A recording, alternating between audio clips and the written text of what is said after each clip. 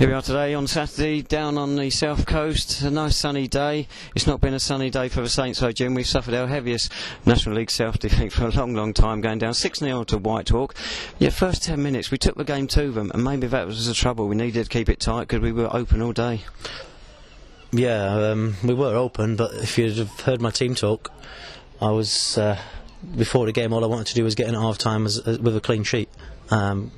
Be it 0-0. I had a game plan today that we was going to try and keep it tight first half, and have a few players on the bench that we wanted to try and bring on to try and maybe go and nick it. Where'd you start? I mean, you said about getting a clean sheet, but they caught us on a break for those 2 goals. We were maybe pushing forward too much, and they were deadly with that finishing. They were very deadly with their finishing, but yeah, I mean, they caught us on the counter-attack, but 2 goals, really, we gifted them. You can't legislate for the errors. I think it was a miscontrol, I think, first half by JK that led to the first goal. I have to look back on the video. And then the second one, I felt Scotty Thomas may have just gone through the player and smashed the ball off the pitch, and he's hesitated a little bit and the kids nicked it, and then they've gone up and scored the second. But like you say, they were deadly finishers, but whatever could go wrong went wrong today. I'm not going to hide behind anything. Myself, I'll take a lot of the criticism on my chin today. I'll try and protect the boys as much as I can, but we've had an inquest in there today after the game, and there's a lot that needs putting right. Whitehawk, very good side, but we made them look far too good today, and we came up short in every single department, and I'll include myself in that. There's 3 sides in this division, got money that other clubs can only dream of. Whitehawk are one of them, Margate and Ebbsfleet are the others. So the rest of us are really just trying to hang on to them, but there's a gulf between them and the rest of the league. Well, yeah, I agree, and I've just said to the boys in there, as bad as it was today, this is not our defining moment of the season. Come to Whitehawk, if I'd have looked at the fixtures beforehand, I'm not coming here thinking I'm going to get anything anyway with the players that they've got and the experience that they've got and the way that they played today. I thought they were a joy to watch, but we didn't get close enough anywhere near. But our defining moment's going to come against Wheelstone and against Hayes and Yedding and the Basingstokes, which we've done all right against, to be fair. So I'm not going to say it's a blip, because there is a hell of a lot wrong with today's performance, and there's still a hell of a lot that I need to work on. But I do look at the squad, and I look at the squad and think, right, I'm quite happy with what we've got. A couple of changes we've made this week, for me, have strengthened us a little bit, and I'm quite happy with what we've got. But the boys are just so devout of any kind of confidence at the minute, and it was epitomised by Kiriakou today, JK, and unfortunately for him, and he's been a great player for us since he came in. He looks completely devout of confidence, and he's been out for a long time injury-wise, but he never did anything right for the first 20-25 minutes. So I had to change that, because I just felt they were getting too much joy down the left side and getting too many balls into the box as well. But not just highlighting JK. I mean, he's a great pro, JK, and I'm sure he'll bounce back, and I've got no doubts of that. But from 1 to 11, and like I say, it was like silly season at the end. The goals that we conceded were just frightening. I remember a couple of years ago, you might disagree with us, we went to Hemel and we parked a bus in front of our goal. You won't agree with that, I'm sure. But we refused to let them score, but we weren't going to score. Maybe we go to these sort of games, we should look at doing things like that again.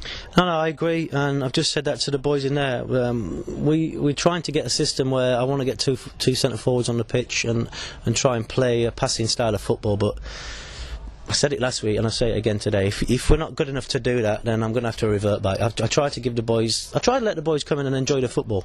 Myself and Graham, we are deep down. Our philosophy is get the ball on deck and play, but we can't match size doing that in this league. So we're going to have to try and maybe, especially away from home, come and try and scruff it out. Today I've given the boys a licence to get the ball. We played a 4-1-3-2 today, which is a formation that we've worked on, and we were going to be working on going forward. But I think after today, looking at it, I can't do that away from home. Sides are too good in this league, and we've given them too much leeway to play the way that they wanted to do. And you're right, you go away from home, Dave. It's something that I've probably not found out the hard way, but we learned that we need to do that. We need to be a far more effective defensively going away from home. And like I say, the system we try to play, I don't feel confident anymore, and I don't think it's going to be for us. So we'll have to look at. I'll sit down with Harry, Boyce and Reese and try and put that right. And I'll hold my hands up, and say that it is a decision that I came across with Graham, with Harry and Boyce, that we wanted to try and play that way. It's why we've looked at the strikers and looked at Monty for the left side midfield job. It didn't work today. I don't necessarily think it's going to work away from home anymore. I don't think the players here are quite good enough, and unfortunately we're going to have to go back to basics, and we need to get the basics right, which we were miles away from today. Whitehawk have only lost once all season. We went in at half-time 2-0 down. To many of us, that game was lost by then. What do you say to your players then? I said that the next goal was crucial. You know, if we came out, and we did start the second half again, we started quite well. So we had a couple of chances. I think Harry had a chance there. I can't remember. I'm sure we had another one just after. And if you do that, it sort of upsets their rhythm a little bit. And you're 2-1. It's always a difficult situation for the side winning 2-1 because they're being pegged back. And I fully thought that if we came out and tried to apply ourselves, that we matched them for 10-15 minutes, but I just cannot legislate for the amount of unforced errors that happened again today, and the amount of off passing, and even when they were passing the ball really well, they gave us a chance. They gave the ball back to us in central midfield, and we dallied on it. And the next thing you're looking, it's straight in the back of your net again, and you just think to yourself, well, how is this even happening? And it was like I say, it was like silly season, and the players are far better than they're showing at the minute. I've got to look deep. I've got to try and get something going, try and get some momentum, because it seems like one step forward, 2 steps back at the minute. But I'm here to be shot at. You know, I always put myself on the line and say I do believe it'll get better. I do believe in the squad. I do believe the players we've got here are good enough to play this level. But maybe the system needs to change. Maybe we need to work differently in training. Maybe we need to get a mentality shift, and maybe the boys need to do that themselves. You know, it's no good just having me harping on and on and on. And that's what I just said in there. And we have got 2 or 3 characters, and 2 or 3 characters have spoke their mind in there. Hopefully the rest will follow, and we can put it right. And we've got a week's break from league action next week, and it's a completely different competition, and a competition we want to do well in. So we go there with a fresh impetus, and to try and get through to the next round of the FA Cup. Yeah, Petersfield Town away next Saturday. It's coming at just the right time so we can forget about the league. It's a game which everybody will be expecting us to win. We had the same problem with Deal last week. We got away with it, didn't perform that great. Deserved to win. Next week again, but away from home. We are decided to be shot down, and we're not going there in the best of form. No, that's right, and we're probably a little bit of confidence lacking, so I'll have to do something different this week in training. I'll have to get something going to try and bring the boys together. Look, don't get me wrong, the dressing room's still there, the boys are still together, but they understand that we're in a dogfight now. We had the season where we got promoted and we came up, and that today was the first real slapping that we've had since we've been back in the Conference South, that's why it's tough to take, because I've said before, we have gone to sides and matched them and narrowly lost, but today was comprehensive. We were a million miles away. We looked like a South Midlands side today against a Premiership side. There was that much of a gulf. I don't think that there's that much of a gulf in the players individually, but collectively today we were nowhere near it. So yeah, we have to go to Petersfield.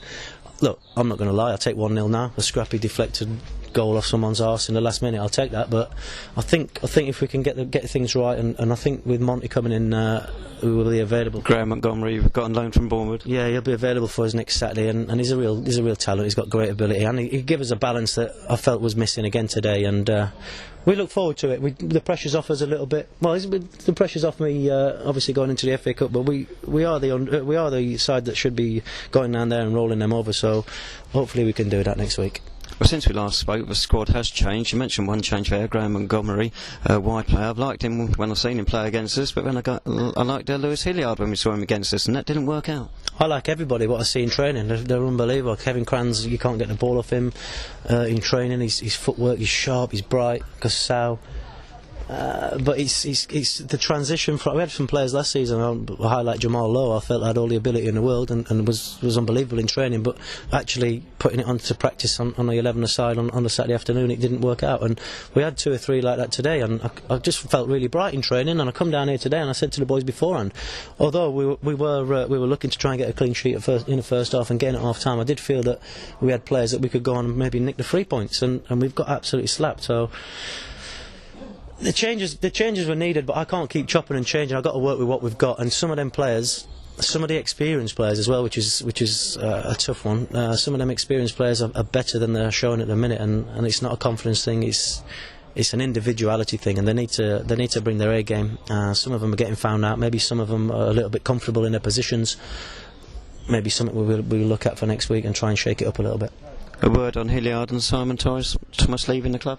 It just didn't work out for Lewis, unfortunately. I had a good chat with him in the week and said that it's one of them things. I think he's a great footballer, he's got all the ability in the world, but unfortunately it didn't work out for him at St Albans, and he'd probably go to his next club and be brilliant again, and that's just sometimes how it works.